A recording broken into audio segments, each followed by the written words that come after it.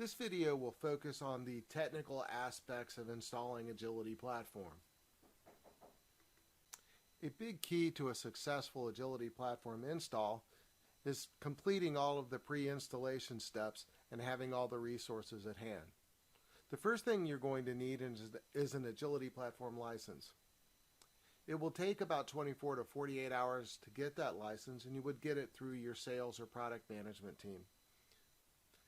Part of that will be knowing the cloud providers that are going to be managed by Agility Platform, the private IP address of the Agility Platform appliance, the number of virtual machines expected to be managed, and the number of concurrent users expected to be using the Agility environment. You would also have needed to download the Agility Platform files and documentations. This usually comes from the Agility Platform FTP site. Again, you would need to get that through your sales and or product management team. You would also need to have an Agility appliance up and running. If you don't have an appliance, you would need to get it based on the cloud provider that you have. So you would either need to download it or get access to it. In the case of Amazon, you would get access to the Agility Platform AMI. Last but not least, getting the networking set up and applying all the appropriate network ports to your Agility appliance is another key element. Please read the documentation carefully before you proceed with that step. There are 4 key steps to an Agility Platform install. The first one is the Agility appliance, making sure that that is up and running and configured. Together with the install files already copied to it and ready to go. We need the Agility base RPM, the Agility Platform zip files, and the general public license zip file as well. With an AP install, there are a number of Linux commands, so being accurate with the commands is very helpful. The first thing that we will install is the Agility base. That prepares the Agility appliance for the rest of the Agility Platform install, the Agility Platform itself, and then ultimately configuring the Agility Platform web services together with the GPL license in order to set up monitoring and networking. Now that you have an SSH or terminal application, you will need to access your Agility appliance. To do that, you will typically need the IP address and the SM admin credentials. Hopefully at this point your network or your general networking for the appliance has been set up. How this would be done will depend largely upon your cloud provider. At this point, the Agility appliance should be up and running, and you should have access to the IP address. You'll need the SM credentials, and of course, as we stated before, you would need the network configuration to start moving forward with the install. The first step in the actual install is installing the Agility base. The Agility base installs keys, components, and modifies the appliance to prepare it for the AP install.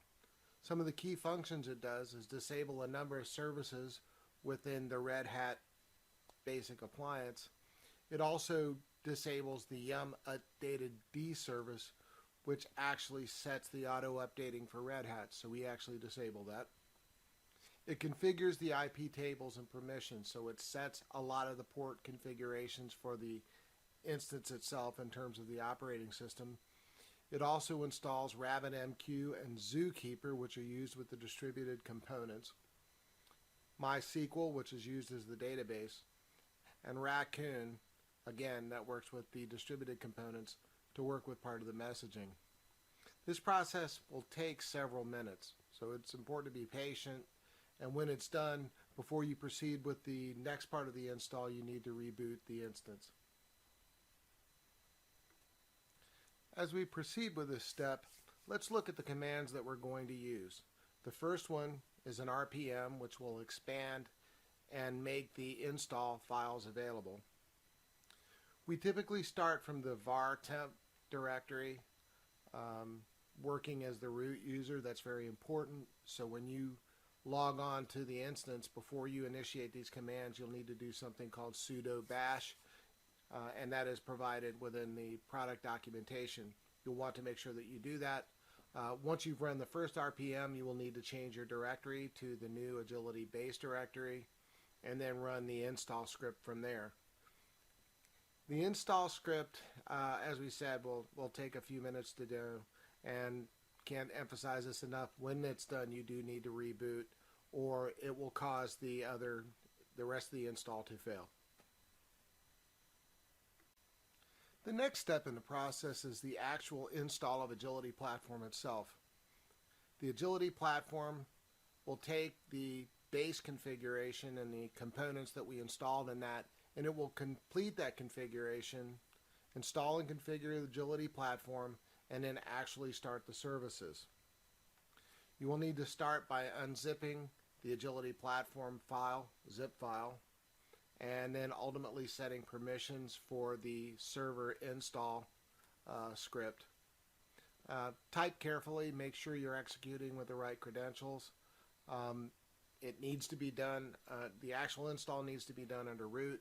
When you go to import the stacks, you'll need to do that as the SM admin. You simply do that by typing exit.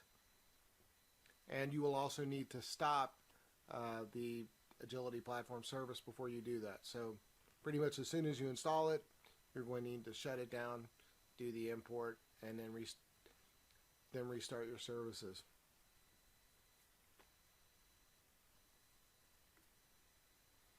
The commands for installing the Agility Platform are pretty straightforward. You're going to need to unzip the file, and you'll want to do that to the directories that we have laid out here. You'll also need to, as we said before, you'll need to change the permissions. That's the chmod 755 on the server install before you can run the command. Other than that, it will take several minutes for it to run, but once it's done, it will start the services and you should be able to move forward with the other steps. The last part of the command line installs is doing the general public license for the open source components, particularly collectd. collectd is used as part of our reporting configuration. It is important to know that collectd has a configuration file, collectd.conf, which if you're running into issues, you're troubleshooting that particular service, you need to be aware of that file because that's where the configurations are actually going to go. The GPL, because of the open source, is installed and licensed separately from Agility Platform. Again, like the Agility Platform install, you will need to unzip the file and then run the RPM. And you'll also need to start the service once it's complete. The difference between this and the Agility Platform install is this will literally take just a few seconds. So this should be a very short process. Now we need to complete the Agility Platform configuration within Agility Platform itself. So once the Agility Platform services have started, you'll need to connect to Agility Platform and log in with the admin credentials. You'll need to accept the Enterprise User License Agreement, we call it EULA. You'll need to install the Agility Platform license, which hopefully you had before you started the install. And then next, you'll complete the setup steps. Setup you will find in admin, and basically it takes a lot of the key configurations, the private IP address of your appliance. There are other key settings. Another one is the email configuration is often done. So if you're going to be using some sort of an SMTP email service so that Agility Platform can send notices, this is where you would do that. So here's a review again of the various steps that we need to go through. SSH into the Agility Platform appliance with the SM admin account. Run the base install as root. Reboot. Install the Agility Platform base. You will of course need to log back in. You'll run the Agility Platform install as root as well. You'll run the GPL install again as root. Then you will stop the Agility Platform service. Go back to the SM admin credentials by just simply typing exit. Run the import command. Then go back to root by doing sudo bash, and then start Agility Platform services again. You will also want to make sure that you configure the Java on your workstation. Many of the processes within Agility Platform use a Java applet, so you would need to have that configured along with the security. Typically, you'll need to add the IP address or the DNS name of your Agility platform to your Java security exclusion list. That's something that you're going to want to look for. And then once that's up and running, you will go do the EULA within the web GUI, and you will also install your license. And once you have the license, you'll complete the setup configuration steps. Things to watch for is primarily the command lines, making sure that you're using the right command lines, the right syntax. Watching for typos and extra spaces are typically where things will get off track. Watch your root permissions and make sure that you're doing things as the right account, and that particularly when you go to do the stack import, that you do that as the SMAdmin account. The failure to do that would mean that you're probably going to have to reinstall Agility Platform. And as we said before, do not forget to configure Java on your workstation. And you're probably going to want to use Firefox as your browser, since Chrome has really stopped supporting Java.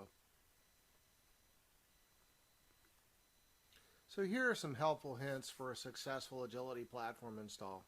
First, getting the planning and getting all of your resources in line before you begin the install is probably the single biggest component for a successful install.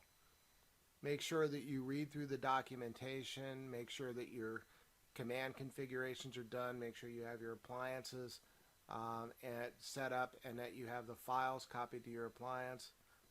Make sure that you have those to get access to an appliance, and also the binaries and the documentation that you're going to need.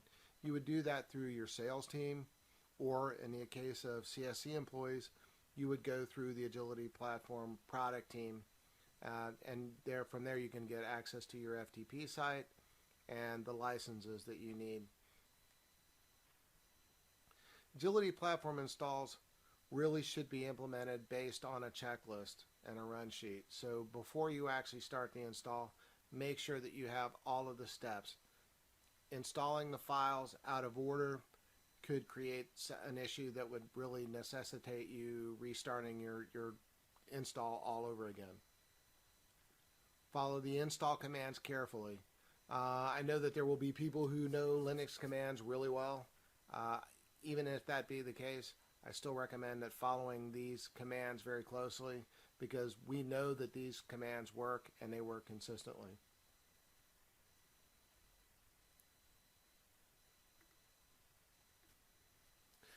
When you start your install, make sure you have the following documents on hand, and you can download these from the Agility Platform FTP site.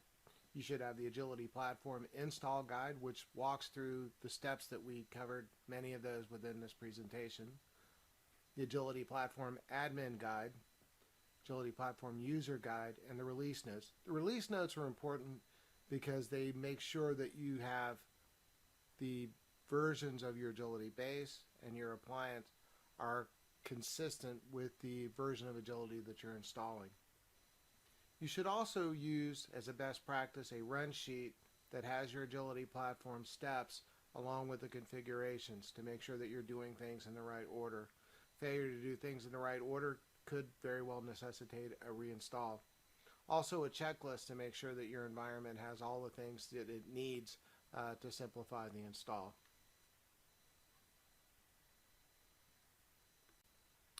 We would like to thank you for watching this video. Here are a couple of additional resources. One is PuTTY, which you may want to use to download an SSH utility. They're public and they're free, so they are open source. The Agility Platform FTP site for downloading your documentation and the files and appliances and whatever else you need. You will need to get credentials, and you'll need to do that through your Agility Platform sales team or the Agility Platform product team if you're internal to CSC.